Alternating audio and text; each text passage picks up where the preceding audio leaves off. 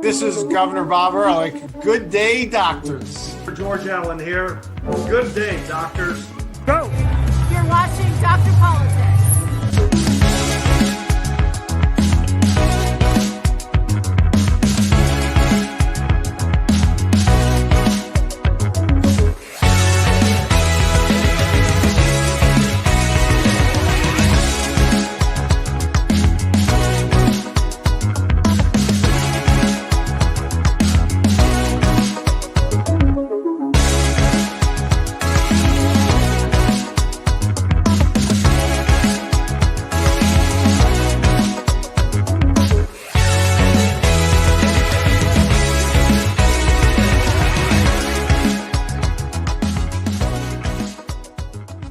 Good Friday, everyone. It is September 15th. We're getting into the Christmas and holiday season.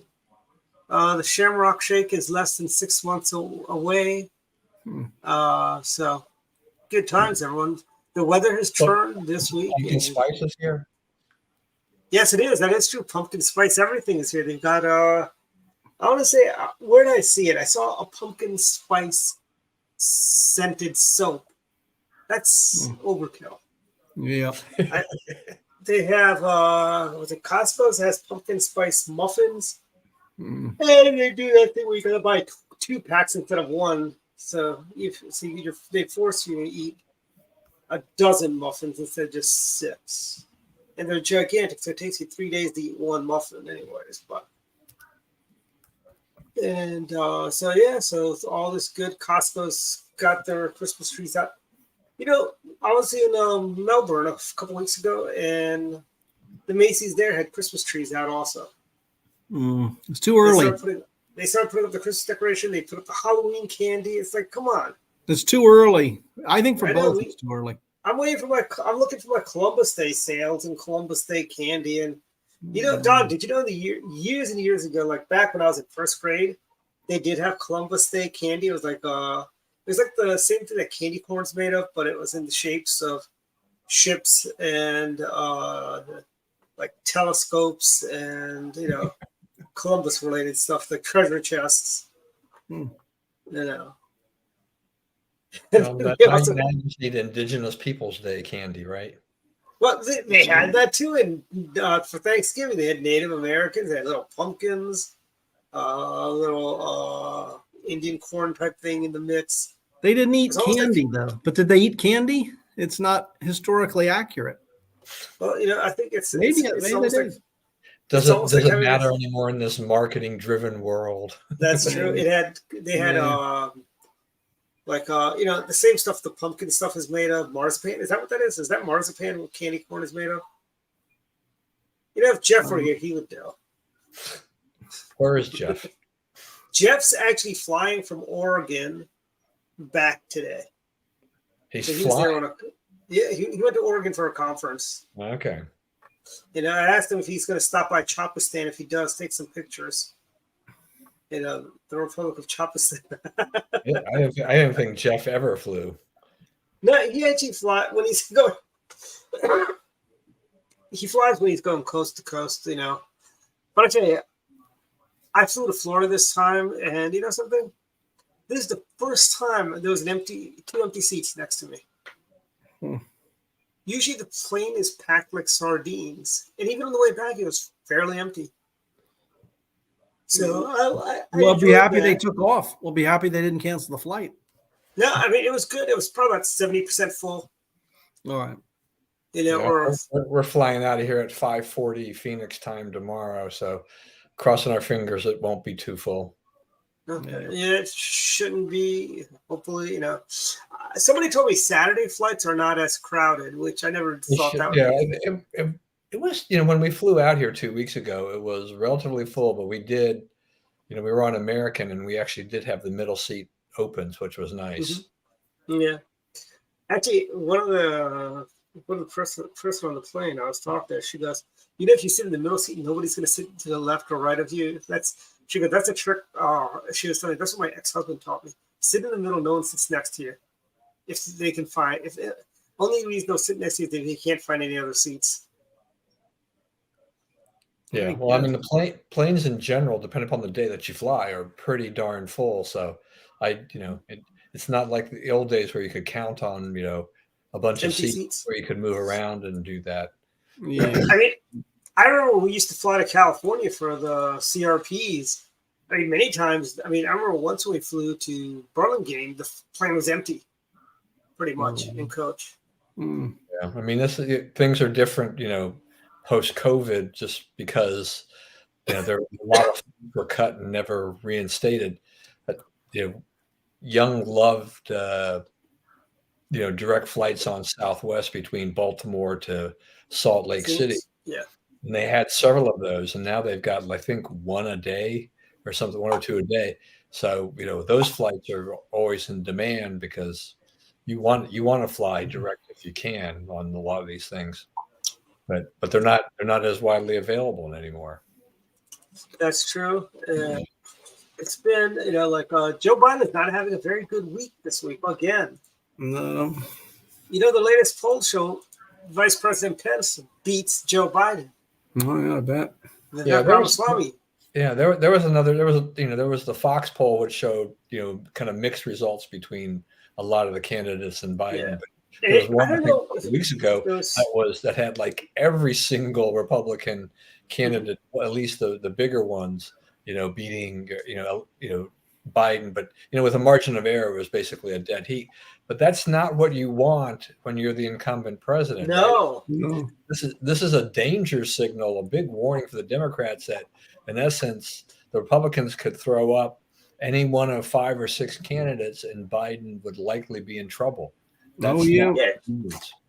I saw one where Haley was up by a nice little lead over him. I don't know. Yeah, she beats Biden too. Actually, what was weird, and I don't know if there's a little bit of creative poll taking, but they show that Tim Scott and Ron DeSantis would lose. And I tell you, there's a lot of there's a new candidate just got into Ryan Binkley or something like that. The guy's name is. Yeah, he had. Who is this guy? Fox News. Yeah. Who's funding that guy? He must have some money, but I really think he should have changed the name to Binky instead of Binkley, or Beakley, like Mrs. Beakley from DuckTales. But I actually don't think. I think the polls are worse than Biden than they may appear, because once we have a nominee, there's a Republican nominee, and then you're going to have someone that you put up against him.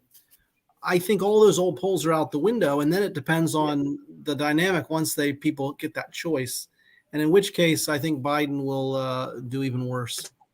Yeah, well, I don't know, because, here's the thing. Okay, I've been burned by polls. If you remember, let's go back in time, 2012.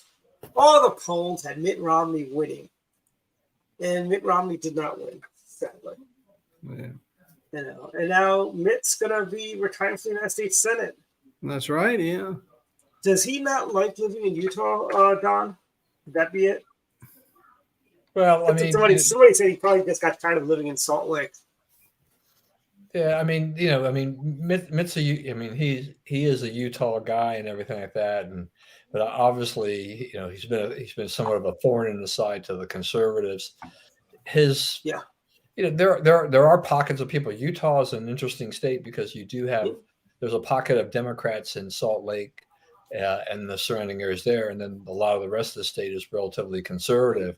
But they hold, no holds barred about their disdain for, kind of the middle of the road politics of Romney, and that field to replace him, that race is, at least the primary when it comes around. Yeah, you got the mayor of Provo running. I saw he was on Mark Levin, I think, or was it Mark Levin, I think it was on Mark Levin, the mayor of Provo is running.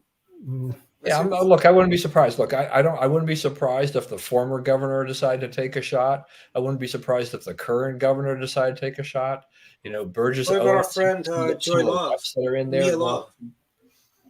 So Mia Love, Well, did you see? Well, unfortunately, yeah. Mia Love has got brain cancer. Oh, I did not know. And they gave her, I think it was 10 to 15 months to live.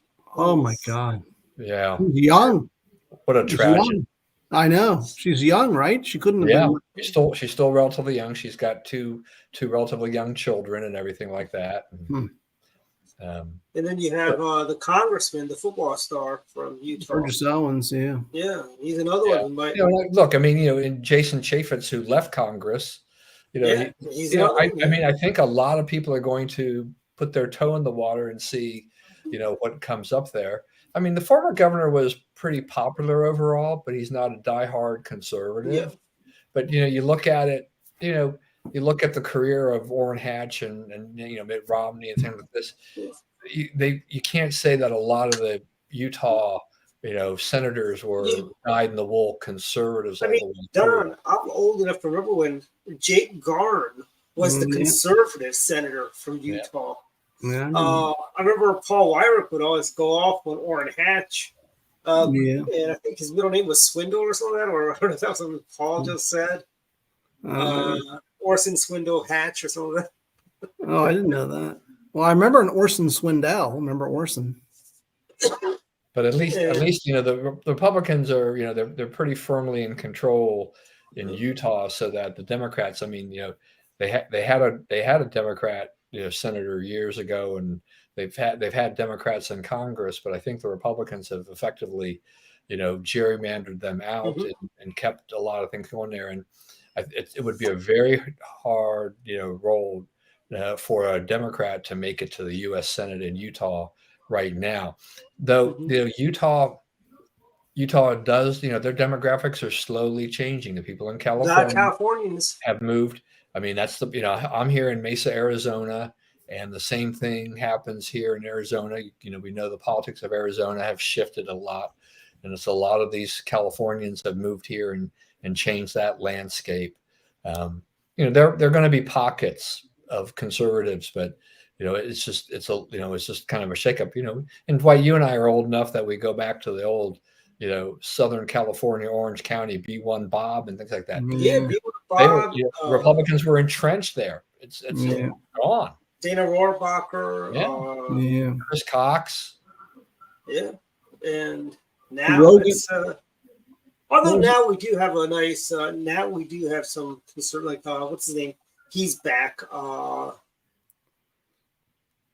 What's his name? Howie Dennis used to work for him years ago. Darrell Issa. Oh, yeah. He's back. I think Duncan Hunter Jr. Didn't he win his seat back or something like that, or no? I thought he was in trouble legally, wasn't he? Didn't he get in trouble with the law, Duncan Hunter Jr.? Yeah, that's true. Yeah, but it may have been trumped up charges by the Democrats. Yeah. My understanding of Utah is that it's a red state. However, Trump was never necessarily popular there, at least at the beginning, because Utah tends to be a religious sort of conservative state traditionally, and so they always looked askance at Trump. That's what my understanding. Even though he certainly carried the state. You're right about that part of it. It's just that because the state is still heavily Latter-day Saint, population. But I mean, look at a lot of people. I mean, I have a very good friend. I mean, Dwight. Martha's husband. Gene Cher. Yeah. He's very conservative. Yes, he is. And he will vote Republican all the way, and he has supported financially lots of Republicans. But Trump, he could just not do it, because of the kind of the whole moral quandary. And it is bothersome.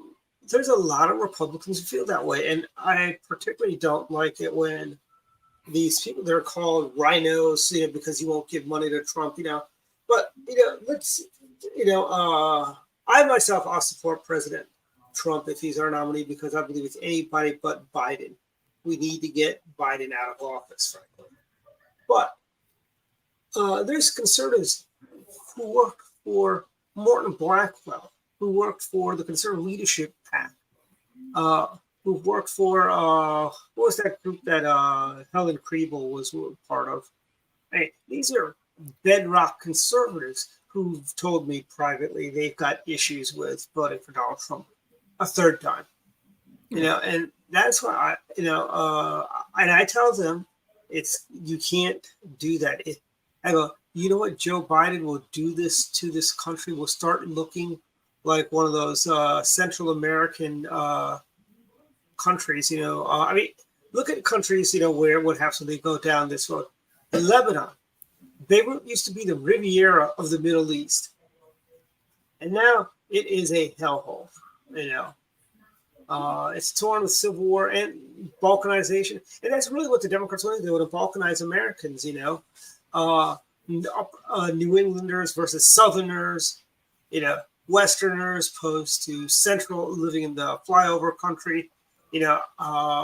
So it is kind of interesting how these people, how they want to just divide, and that's pretty much a fascist tactic, that they're using is let's vilify one group of people, whether it be Christians, church-going people, people of faith, people who believe in traditional values or whatever.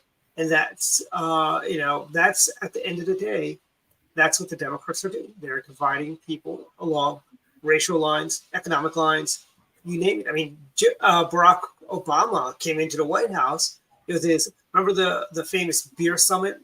Yeah. Never mind, the professor refused to show his ID. I mean, yeah. Call me crazy, but when somebody in the press tells me to show my ID, I show my ID. I mean, that press, law enforcement asks me for ID, I'll show ID. It's not one of those things where, you don't, it's like if you've got nothing to hide, then why are, but he was just trying to gin up an incident, frankly. Oh, yeah.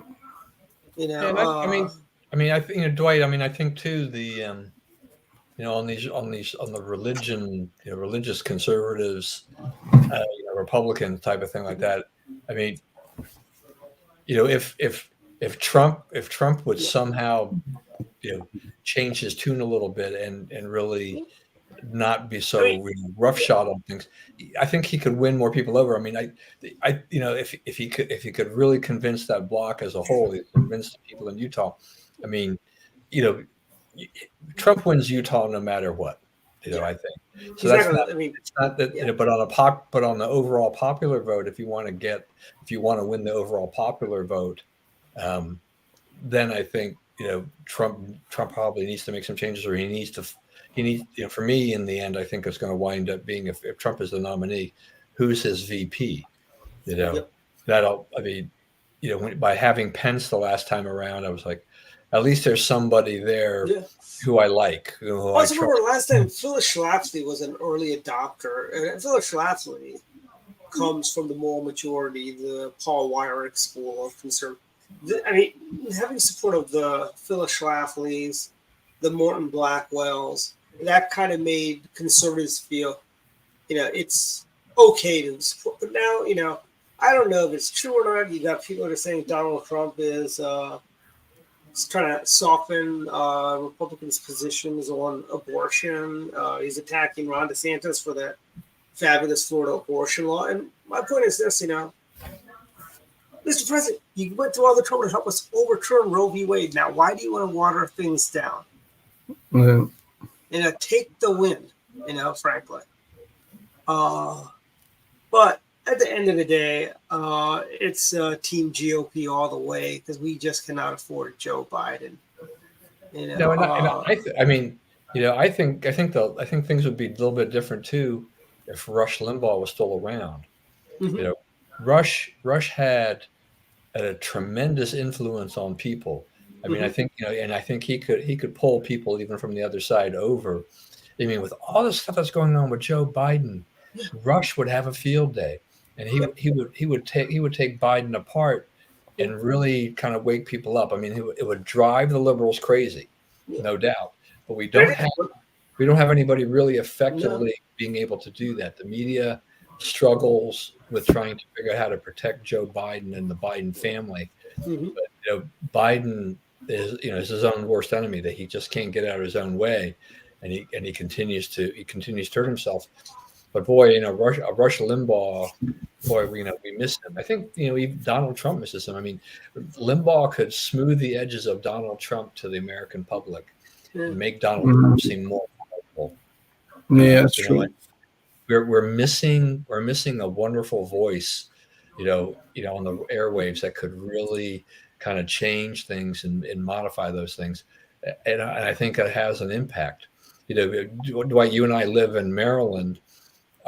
Our vote in terms of, what it would do in Maryland for the presidency really won't move the needle because the Democrats will win this, Biden will win the state. Dave's vote is a lot more important because I think, you in get Virginia, into Virginia, that can be fought over. That's a winnable state for the Republicans. Yeah. But I think we do have to show some unity. I think, as you said, Team GOP all the way, and you've got. And I tell you, yeah. And I mean, this week, Joe just embarrassed himself. And then you had the White House release this picture. I don't know if you saw this. The White House said this is a. Oops, hold on. Give me a second. I'll put it on the right place. But the White House released this picture from the Yalta conference. We all remember Yalta, right? That was the peace summit when FDR gave away half of Europe to the commies.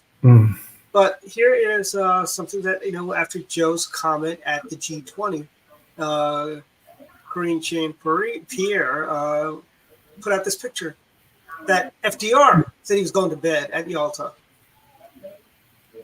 And then he said he was at 9/11 the day after. There's photographic video from C-SPAN of him on the floor of the Senate the next day. And then what does the White House do? They released this picture when they claimed Joe Biden was on the moon meeting Buzz Aldrin. He was waiting for them. Yeah. He took the Express rocket. Has Joe Biden become some kind of like meme factory now? I mean, yes, he has. I tell you, he's a gift. I tell you, he is the meme that keeps on giving. Well, I hope he gets it's some nice ones. unbelievable. I mean, and the White House trying to defend, the inconsistencies, and when Biden does these things, they struggle. I mean, Karine Jean-Pierre doesn't really want to deal with this anymore, right? I mean, that's and her job to deal with it, but she doesn't want to deal with it. And in 9/11, that's a touchstone for America. I mean, this is a huge deal. And you go and you lie about your presence there. There's another meme of him being at Pearl Harbor the day after Pearl Harbor. That's completely disqualifying for me. Yeah, and plus on the anniversary, he wasn't at any of the sites. Right now, he was in Alaska. Yeah, I don't quite understand. I mean, they made a decision that he wasn't going to be there, and he's like, if you're a family of somebody who lost a loved one or survived, anything that was involved in that. You have to be offended by this, that the president of the United States didn't go to any of the sites. Yeah, it's still recent. It's still recent enough that he should have been there. Yeah, well, KJP said this. Well, I don't think we were presidents were always staying in America 23 years after Pearl Harbor. And I'm thinking, I mean, once again, like everything. That's in Hawaii. That's not right down the road from. Yeah, right. I mean, everything that happened pretty darn close to DC. Plus Pentagon in DC. You have that Shanksville, Pennsylvania. And I did some checking, by the way. 23 years after World War II, Americans were still remembering Pearl Harbor. Yeah. Presidents were not going. We don't forget, but but the presidents were. I mean, we're commenting that presidents weren't always staying in the country 23 years after. 23 years after, the president was still, in the country, paying homage to Pearl Harbor. Yeah, and we, as time goes on, you basically, have fewer and fewer survivors, of that people who have got a remembrance of that. And it's not quite as big in the American consciousness now because, we're talking December 7th, 1941. So, this year will be 82 years. So it's a long time, but it'll still be marked by those. We've got the whole Pearl Harbor museum and everything in Hawaii. But even though it's been 22 years since 9/11, with social media, with all the things, we have images, we have all this stuff that happened. We didn't have video. Yeah, we've got things we really don't have, to the degree that we had in Pearl Harbor, and so therefore this is going to live on forever. Mhm. And you have, you've got children and grandchildren of those who died Mhm. that are reading names. This will go on. I mean, Yeah, I don't know how they ever really stop, reading the names of those who died. yeah, and I don't think we should ever stop, frankly, because Yeah. this is one of those, people should never forget when we let our guard down. This is what happens when, under Bill Clinton and Jamie Carragher, wall between the CIA and the FBI, they couldn't share information. You get a 9/11.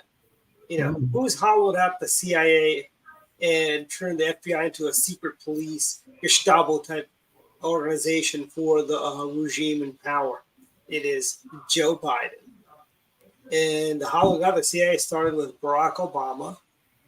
If we had a decent CIA in place, a lot of these uprisings around the world, like the Green uprising, got crushed in Iran. But we just gave them a lot of money just this past week, And the Iranians said, we'll use that money as we see fit, build bombs or whatever. That's what they're going to probably use it for. Yeah. But in the old days, the CIA would have been there handing out guns so they could have a successful coup. But Yeah, I mean, I think, the FBI, our intelligence, our law enforcement has never been so exposed. I mean, Yeah. there were definitely issues under J. Edgar Hoover and things like that, but yeah, this is, But- yeah. We're the Justice Department. I mean, the whole thing has now really been weaponized, which is not what should be happening at all. I mean, Dulles is turning over in his grave right now, looking at the state of CIA right now. You really love Dulles, don't you? I do, even though he was a Democrat. Was he from Maryland? No, he's from Virginia. He was actually, Oh. I think he was from Virginia. I think he didn't live too far from where Dulles Airport is. I think that's part of the reason. Hold on, I'll tell you. You know what I did to honor 9/11? I went on YouTube because you can watch As It Happened. Yep. So I watched that day at like 8 o'clock or whatever, and they do the news, and then you get clips of the news to watch the whole event. And that brought back a lot of memories for me, of course. But he's actually from Watertown, New York. Actually, he's not from Virginia. He's in Watertown, New York. Oh, okay. Well, the thing about watching it is you remember, and a lot of people watching may not remember, the old Democrat governor, Mario Cuomo. Well, Cuomo on 9/11 was no longer governor of New York, thank God. But they had him call in because then they start, and this is before either towers came down. I think they were both hit. So they trot out Mario Cuomo, and Mario Cuomo goes into we've got to understand why these attacks happen. We've got to understand. No, we don't. We need to find out who did this, and then we just make them pay. Yeah, that's right. But he was Bush. He was the bleeding heart liberal. And then shortly after he hung up, you see the towers come down. And President Bush probably gave one of the best speeches of his career, on the rubble with the firefighters there. Well, that was good. That was probably the best speech. Can you imagine Joe Biden? Let's replace President Bush with Joe Biden that day. Yeah, I'm here because the Japanese are going to pay for this. I could see him totally saying that. Oh yeah. And you had mentioned his international trip was a disaster, and a good example of this, and I've never seen this, where he's rambling on. Cringe, I think it was Cringe off stage, then announced, okay, that's it, we're done. She wanted to end the press conference. But the amazing thing is, he was still speaking. He had not finished his thought, and then she cut in. And I had never seen that before. I understand presidents give press conferences and their staff says, okay, that's it. But not when they're in the middle of a thought, not when they're still speaking. Dana Perino never would have done that. Yeah. I thought that was amazing. And of course, the media ignores that. But I thought that was amazing. But it's, and I remember 9/11. It was a clear blue sky day. I was at Leadership Institute working. It was a Tuesday morning. Yeah. And because Wednesday was Grover's. Okay, yeah. And I remember going, because I called up, I goes, are we doing the Wednesday meeting? Because, and they go, yes, we're doing, that's, and that's when I learned Barbara Olson, our friend, Yeah, was on the plane that hit the Pentagon.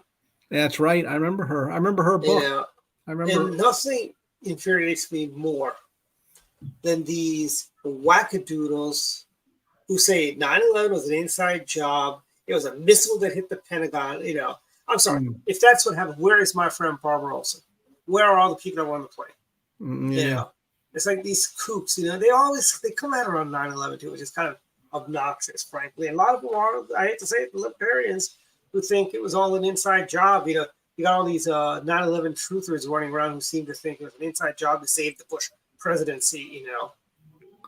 You know what I thought of when I was going to work? I was a little late, and I got into the building, and then I saw people on the 5th floor there huddled around TV. I didn't know what was going on, and someone said, "Well, a plane hit the World Trade Center." Well, you know what I thought of when I didn't know it was a commercial plane, but when I first heard that, I remember. Do you remember, Dwight, when we were kids? You had that in the old Memorial Stadium. Remember that you had that small plane? Yeah, I don't know what that crashed into the stadium. Yeah. In my mind, I was thinking that. I wasn't thinking of a commercial jetliner. So I thought, well, it's no big deal. But then when you had the other plane hit, and of course we know it's a terrorist attack. But at first, I just thought it was a small plane, maybe just an accident. I didn't think much of it at first. And it is like what comes to mind, or it comes to mind is like that it's just never would anyone have thought of that, you know. Yeah. I remember watching television to the wee hours of the morning, and that plane, it was still burning for I think weeks after 9/11. The fire was not, it was still there. Yeah. You know, and I think one, bureaucracy and red tape in New York City got in the way of building Freedom Tower. Frankly, it should have been done. It should not have taken as long as it did. Frankly, it took a long time. But yeah, I mean, like I said, I remember 9/11 like it was yesterday. It was like so vivid. It's like I went on top of my office building, and I could see the smoke from the Pentagon. Yeah, when I left LI, I could see the smoke from the Pentagon there in Arlington. Yeah. People were like telling people were, everyone was going home early. Cell phones were jammed. I mean, you couldn't get a cell signal that day. Yeah. And, across from our building was DIA, and they came over and apparently told us we probably should leave because they thought they might be a target. Yeah, that's true. And so, and this is what everybody is saying here, and I think anybody else that's out there watching or listening today too, is just that even though it's 22 years, we still remember where we were and how our reactions to that. For me, sitting in my office watching CNBC, and the confusion that was reigning among the anchors, and then as they're talking, the second tower gets hit, and even more chaos, and it was just a completely chaotic day. I think a lot of us were kind of in a daze. It was surreal. It's like, is this really happened? This really, are we under that? And it all happened before 9 a.m. too. It's like it was like 8:08 or 8:15 or whatever it was. It was just amazing. But Dwight, you mentioned all these 9/11 truthers. That's probably the worst part about the 9/11 every year is just that that gives them another reason to come out and talk about that. So they won't go away anytime soon. So we're always going to get reminded of their conspiracy theories. But I think most people ignore them and just think they're just a that is true. What was it? 83? We're at 82 years from World War II in Pearl Harbor. You still have people say FDR knew about the attacks and did that to get us into the war. And it's just a mental illness. And we've got, by the way, have you guys filled up gas anytime recently? Yes, I have. Yeah. I'm going to step away to take this call from Spencer. Right. Yeah, okay. No problem. Hello. Yeah, I found still a great disparity between one gas station in Fairfax, and then I went a few miles down the road and it was good, but it was like 20 cents cheaper. Fairfax. I'm assuming Fairfax City is more expensive than Fairfax County. Yeah, probably. But the one gas station near me is towards Tyson's Corner, and so I think that's why it's more expensive, and it's right off Route 7. But then Actually, I went the down Gulf. the road Actually, a few you know, the miles. Gulf. But you know that Gulf station? I don't know if it's still a Gulf station, but it's right there on Route 7, I guess. It's right there by the hoity-toity furniture stores near the Tysons. You go on that road, there's the Tysons Center or whatever that one is. But that used to be like the cheapest gas station. Like when I was working for Gary, I'd fill up there, or there was a station in McLean I would fill up. And the other station that used to have good price was right on. If you take Old Georgetown Pike towards McLean through Langley, there's a gas station there. There's all. I think it was a Texaco station. Okay, Yeah, but I filled up for $3.89 yesterday. Oh, that's good. $3.89. Yeah, I know. Why so low? I know. Why so our low? Our gas tax is the highest in the. Well, we're the third highest. California and New York are ahead of us. Okay. But Westmore says, "Look out, we've got your number. We're going to be number one." Oh, jeez. Yeah. And we can't be number one in everything as one of Well, our. Dwight, I thought of you today, and I'm praising Maryland, or a Maryland factoid. I just learned, I was reading this, that, I don't think Virginia's ever had a national political convention here, but Maryland has. In Baltimore, 1912 Democrat convention was in Baltimore, Maryland. Back when Baltimore still was a safe. Back then, it was probably a lot safer than it is today. But I read that today. I thought of you. I thought you'd like to know that little factoid. Yeah, it was in Baltimore. For some reason, I thought the 76th Democrat convention was in Baltimore too. Maybe, or was it New York? A lot of times they went to New York, and then 80 was in New York, I think. I think 80 was in New York. That's where the Ted Kennedy had his speech. Oops, Let's see. 76 Democrat. No, 76 was New York City. Okay. I thought 80 was Maybe it was 1980. I thought 80 was New York. All right, Dwight. I'm going to sign off because Spencer's given me a short window to go visit him before other relatives hit the apartment. Okay, go do that. Thank you. Hey, Young. Yeah, and we're keeping you in our thoughts and prayer. All right. We'll see you. Take Thanks care, a lot, Don. Dwight. Bye, Dwight. Bye. Yeah. 1980 was New York City also. And for Republicans, it was Detroit in 80, I believe. Yep. This is a great trivia. You can mention the year. I'll see if I know the. We were in Detroit. 1984 was New Orleans. Yep. 88 was Dallas, right? For Republicans. Dallas or was 92 Houston? 92 was Houston. I was there. That was the only one I ever went to. Really? Okay. Yeah, I think 88 was. Let's see. New Orleans. 88 was New Orleans. Yeah. 92 was Houston. Yep. And 80. What was 96 was San Diego. San Diego. Yep. That was the first one I attended, actually. Yeah. San Diego, and then the other one I attended. Philadelphia, New York. I really didn't want to go because it was just so. It's just so congested, And I didn't go to Minnesota because I didn't think Minnesota would be any fun. Well, when I went in 92, that was my first Republican convention, and that was Ronald Reagan's last Republican convention. He was there. He spoke. Yeah. I saw him from a distance, but we went to 96 was a lot of fun. Seeing a lot of folks. And it's always funny seeing people that you work with locally, seeing them in San Diego. Yeah. And it's like, and it was always funny. It's like, we got to get lunch. We got to go get lunch. I'm like, don't we can do that anytime in DC. It's like, yeah, I guess. I'm gonna go catch up with people I don't see every other day. The one city it's hard for me to imagine. They had I understand politically why they went there, but it just doesn't seem like a convention town. Minneapolis. I don't really get that. It just does not seem like a convention type. Yeah, and we didn't win we didn't win Minnesota that year either. That was 2000. No, not 2000. That was. Was it 2008? Yeah, 2008. Yeah. It just struck me as it doesn't sound. It just for me does not seem like a convention town, Minneapolis.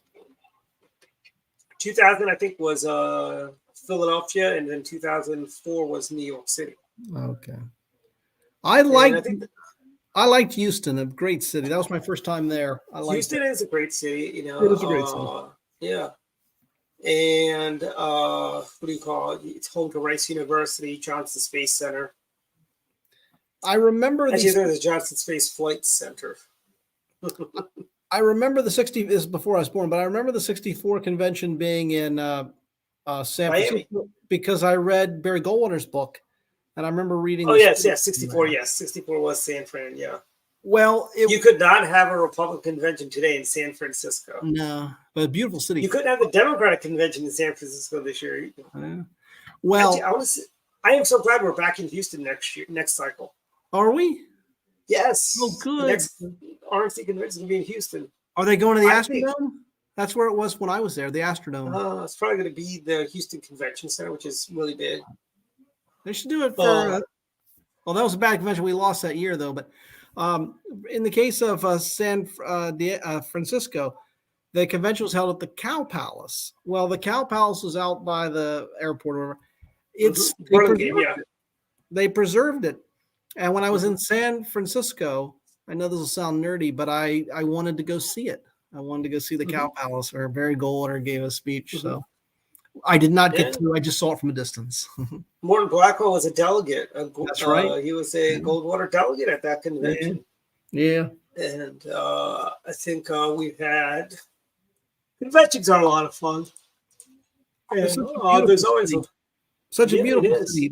It was so sad how San Francisco's been destroyed by the left because it was such a beautiful. It has. I mean, San Francisco, with all the crime and all that, it is ridiculous how bad it's gotten. But I'm wondering as well. Speaking of cities going downhill, in the case of New York and the migrants, you're starting to see pushback from the average New Yorker. Yeah. And I'm not saying that it's necessarily going to become a Republican sort of city, but I wonder, with so many people leaving and the destruction of with the migrants being overwhelmed, what the political implications of this could be. Yeah, and I tell you, I think the stage is set for another Mayor Rudy Giuliani type. Yeah, to run for mayor. You know. Yeah, I would think so. I mean, even Eric Adams is complaining about being overrun. Yeah, and Eric Adams is blaming MAGA Republicans for this. Excuse me. The border was sealed tight when the MAGA Republicans were in charge. Yeah, and then if you start issuing work permits, you're just going to bring in more people. More people are going to come because they figure, hey, I can get in and I can go get a job. Yeah, you go to New York City, the city that never sleeps. You know. Yeah. That's why a lot of people are cranky there because they probably don't get enough sleep. Yeah. And Hunter Biden got indicted this week. Yeah, that's good. Yeah. It's funny the Democrats have found the Constitution. They've misinterpreted it all wrong. Yeah. But they're all about how this is unconstitutional. Wow. It's in violation of the agreement was not accepted. So you're not violating an agreement that doesn't exist. Yeah, that's right. And he's been indicted, But his probably his greatest crimes they haven't touched, and that is the foreign. No, they haven't. That's because Weiss is an Obama-appointed guy who was reappointed by Donald Trump. Yeah. But I mean But I think the gun charge, one of them isn't it a felony? I think they still indict him on a felony. Yeah, they did. Yeah. And Joe Biden will probably pardon him. Yeah, frankly, unless he thinks he might even pardon him before he's going to do a pardon. Yeah, and we see and now. What Joe Biden doesn't need right now is the UAW strike. Well, that's right. Yeah. Greedy big labor. They want a 4-day work week with a 46% pay increase. So basically, we paid for 40, but working 30. 2 hours a week. It's like, what's the matter with this picture?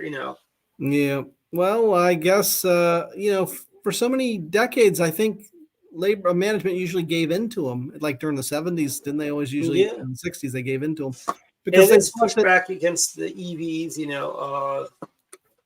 and I mean, you still going to be putting those EVs together. It doesn't matter if there's an engine or an electric engine. You're still going to be putting those together. It's not like your jobs are going to go away, And if they go away, as Joe Biden says, #learn to code, right? yeah. And then we got New Mexico's governor unilaterally suspending the Second Amendment. It's like, Yeah. yeah, I believe the Constitution trumps New Mexico's governor. Yeah, well, kudos to a lot of even Democrats in New Mexico oppose that. And you had a couple sheriffs say, well, we're not enforcing that. What's his name? Bill Richardson, the late energy secretary and former governor of New Mexico. I want to say when he ran for governor of New Mexico, he ran on a pro-gun law and order policy about cleaning up, weeding out the criminal elements out of New Mexico. Yeah, maybe. I did not know crime was a big issue in New Mexico, actually, frankly. Yeah, well, I didn't either. But yeah, she's horrible. But it's not going anywhere, and it won't be enforced. And it won't be. I do need caffeine. I do need caffeine, Susan. You need your Coke? Yes, I do. I forgot to get the Coke, so I got my water. Well, speaking in the 80s, they used to have caffeinated water. Oh, really? Yeah. Well, speaking of beverages, why is the Shamrock Shake not coming back for another 6 months? Because they release it a couple days after Valentine's. It's usually February 20th, and it's only there until March 17th, and then it's try good luck getting one at 5 o'clock on March 17th. They won't make you one. Yeah. It's McDonald's war on the Irish. Okay. Well, they're smart about trickling these out, and because remember they have the McRib, which I hope they bring back, but they will. They never, Yeah. Because that's really pretty darn good, the McRib. Yeah. And by the way, Susan, did you know September 21st is National Pawpaw Day, which is pawpaw, I think, is a relatively it's a fruit that is native to, well, they say it's native to Kentucky, but it's also I think it's like native to West Virginia and Maryland in general. And they say it's a cross between mangoes and bananas, which that alone, I will say, sorry, I am not going to have a pawpaw because I do not like mangoes and I do not like bananas.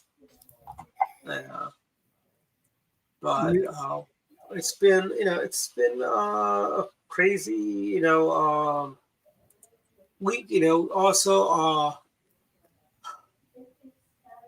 excuse me. Boy, I really do need my caffeine, Susan.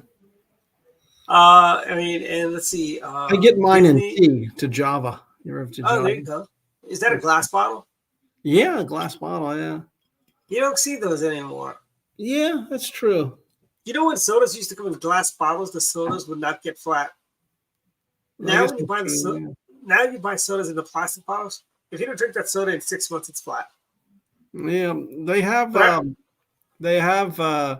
remember as a kid they're glass bottles. You're right. We usually and they would never. The soda would never go flat. I mean, we'd have Cokes in the basement from like parties from years, like a year ago, and the soda would still be good. Yeah, my father had a bottle of Aqua Velva, and I still have it, but it's the glass bottle. And someone told me nowadays they don't make the glass bottles anymore. No, it's plastic. Yeah. Yeah, it's all plastic. So I still have a glass bottle of Aqua Velva. Oh, really? Okay. It might actually, if you check on eBay, it might actually have some value to it, Yeah, maybe. Yeah. I'm still using it. Yes, it is. It is for us. Why we're using plastic, I don't know. Glass bottles made so much more sense. Granted, they were heavy. Well, I guess maybe they're just worried about what breakage if it breaks in the glass. Something getting broke all the time. In the 80s, they also did like styrofoam type things around the bottles, like Pepsi. I don't remember Coke bottles having it, but I do know Pepsi had the styrofoam casing. And I think it may have been to sort of kind of protect the bottle from breakage, but I don't know how good it was. But Well, you remember, speaking of the old sort of products, we were talking about Utah earlier, and John Huntsman and his family, apparently they made their money off the containers for Big Macs. They made them the styrofoam containers or whatever. Apparently that was their invention or their innovation. And that's how the Huntsmans made their fortune. And I will tell you, Susan, plastic does cut. You can cut yourself on plastic. I have done that. Because when I used to do more gardening than I do now, do you remember when the soda bottles used to have these little plastic things on the bottom? Because the jar was round at the bottom. All right, yeah. Okay, so I would soak hot water in there, so separating the glue from the plastic. And then I cut the top off and create a little training to put my plants in there before I planted the garden. Wow. And I have cut myself on the edge of that plastic after I cut it. Oh, okay. Yeah. And if you remember, Congress actually passed a law. Do you remember CDs in the 90s or late 80s? It was next to impossible to get them out of the packaging. And I remember there was a congressman that went on television talking about how people were hurting themselves trying to open these CD cases. Oh, okay, yeah. Probably. That's why CD case, well, do they even sell CDs anymore? I think they do. I've seen it at Best Buy. I know you said mostly. I know. That is true. Paper cuts are painful. Yeah, they can be. I've never been cut by a blade of grass, but I've heard hay. You can cut yourself with hay too. And I have with cardboard. Cardboard, like a bar. So, have you ordered your iPhone 15 yet? No, I'm still on this old one. I've pre-ordered my iPhone 15 Pro Max, the biggest one I can get. About how much? It was like $1,000, $1,400. How much? $1,400. Okay. And what I've done is I don't trade in my phones, but I'm starting to see the effects of why people trade their cars in when they buy new cars, because you can't just afford those cars. I go all the way back to the iPhone 3. Is the first iPhone I had was iPhone 3. Okay. Yeah, it is. Low tech. Yes, it is. And what's the question, Susan? But but I did, and what's really irritating is they changed their charging to USB-C, which I suppose I should be happy because it means it's more universal and so on. But my car does not have a USB-C. That's why I need to go. Thank you, Apple. I have to go buy a new car now so I can get a USB-C charger in it. And it's yeah. I think here we go. Oh, okay, I see. No problem. So and that's what we have, and then we have also basically a lot of stuff happening this week. Tomorrow, if you're in the Essex area, you've got the Great Essex Festival. Go down there and see a lot of our friends from the Baltimore County Republican Party. Great event. And it's a big, great event. And there's also coming up, we've got the great salute we have to Maryland's most popular former Republican governor. We're saluting Governor Orlick on October 12th. And that will be from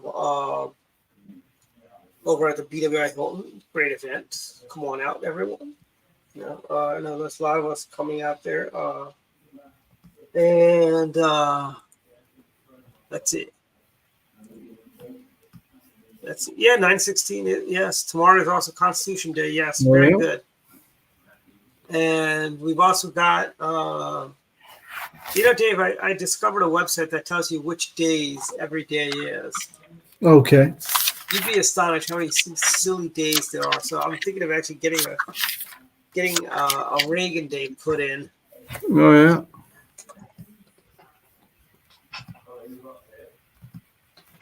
Like we got, but we're at final thoughts now. But before we get to that, today is also Butterscotch Cinnamon Pie Day. Oh wow. It's also Felt Hat Day, International Day of Democracy, International Dot Day. It is also Mega Hat Day. It's also National Cheese Toast Day, which how is that different than grilled cheese? I don't know. Well, I don't know. That is today. There's also National Doodle Day today. Also National Double Cheeseburger Day. Not to be confused with National Cheeseburger Day. Completely different holiday. And that's later on this month too, or next month. And today is also National Google Day. And today actually it's also National PWMIA Recognition Day. Great holiday. And it is also National Tackle Kids Cancer Day, which is another phenomenal. And this one close to me is National Engineers Day. So, Okay. great job, engineers! You keep America rolling on the roads and bridges and byways and highways, and keep them from falling down for the most part. Yeah. And yes, it is Friday. So let's get to final thoughts. Dave, final thoughts. Well, I was. I guess one thing that struck me today is kind of Orwellian. Is that with the whole trans movement? I was reading this article about this now woman who's running in Rhode Island, and could be the first trans member of Congress. Well, I went to the Wikipedia page to look her up, and they erased any mention of being born a male or growing up as a boy. And that was just scrubbed. So they just said Sarah was born at such and such. I don't know, it just kind of struck me as Orwellian, just to sort of erase the past just to fit. Honestly, a lot of that stuff, I hate to say it, it's just a mental illness, frankly, or attention whores, one or the other, probably a little bit of both. So anyway, that struck me today when I looked that up. It's like Orwell's maxim. The past was erased, the erasure was forgotten, and the lie became the truth. And also to mention, I'll be in the Free State on Tuesday night in Ellicott City. I'm speaking there about my book, and I'll be at the Bare Bones Grill and Bar, which is 9150 Baltimore National Parkway Pike. Yep, which is Route 40. Yeah. Okay. And I tell you, Dave, when you go down there, the quickest way for you, instead of going all the way around the Beltway like your GPS, take 29 North. Okay. Just stay on that, and you'll cut your time in half. Okay. All right. And get there early, order some food. The place has phenomenal food. Yeah. So come on out, anyone who can. Yeah, it's being put on by the Howard County Women's Republican Club. Yep. And our sister organization, the Howard County Republican Club. Yeah. Dan's a great guy there. He runs a great operation there with the Howard County Republican Club. All right. And you get a copy of your book. Plenty of these. Yeah, I'll bring plenty. So and Dave's got hard copies too. Yep. Yeah. And so anyway, I'm looking forward to that and coming to Maryland. Yeah, so bring cash or Venmo, whatever way. I'll give you a deal, just $20. So I'm looking forward to that. And otherwise, things are going well. Congratulations. The Orioles are looking good. Yeah, they have 2 weeks to choke, though. That's the scary part. They got 2 weeks. Well, my Nats blow it in 2 weeks. Yeah, my Nats are going nowhere, but that's fine. Eventually, it'll be good. And I noticed the Yankees didn't have a great season either. They are in the cellar. That could not happen to a nicer team. Yeah, so I'm kind of surprised. Those arrogant Yankees fans used to always irritate Mets fans about how bad the Mets were and stuff like that. So, yeah. Well, thanks. Well, thanks for Susan for a nice comment, and I look forward to seeing everybody then in Maryland. And don't take Susan's word for it. Buy the book. You judge if it's a fun book or not. Yeah. Well, I appreciate her kind words, but anyway, that's about it. And I'm hoping for a good weekend. Hopefully the weather's starting to get nicer here. So that's good news. Not so hot. Yes. Last week was unbearably hot last week. It was surprisingly hot. Yeah. So, but my final thoughts are short and sweet. Again, Essex Day is tomorrow from 10 to 5 p.m. or 10 to 6 p.m. Let me look up and see what it is. I was told what it's going to be. Okay, it is going to be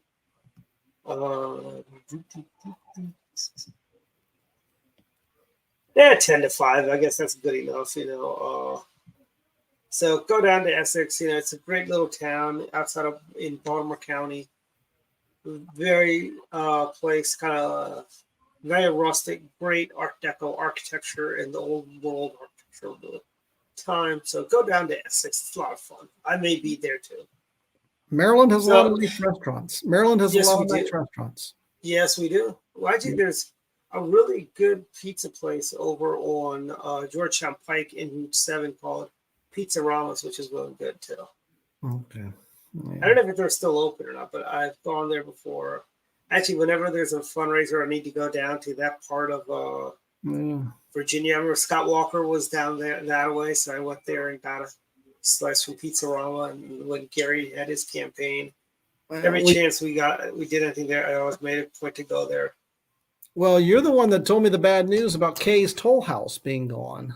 Yeah, Kay's Toll House is gone. Well, Normandy Farms is gone too. Oh, is it? They just closed like 2 years ago, maybe, or a year ago. Oh, darn. Well, at least the old Anglers Inn is still going, as far as I know. I drove by there. Yeah, they are. Yeah. So but yeah, so that's it for this week. We'll see everyone next week. Right, Good night, everyone. See you. And don't forget to go visit Dave on a Tuesday night. And I will be at the University of Maryland talking to the college Republicans there. So, we're going to have a lot of fun. And then I'm going to zip over to LCCU. Talk to you later. All right. We'll see you. Good night, everyone. Good night, Susan.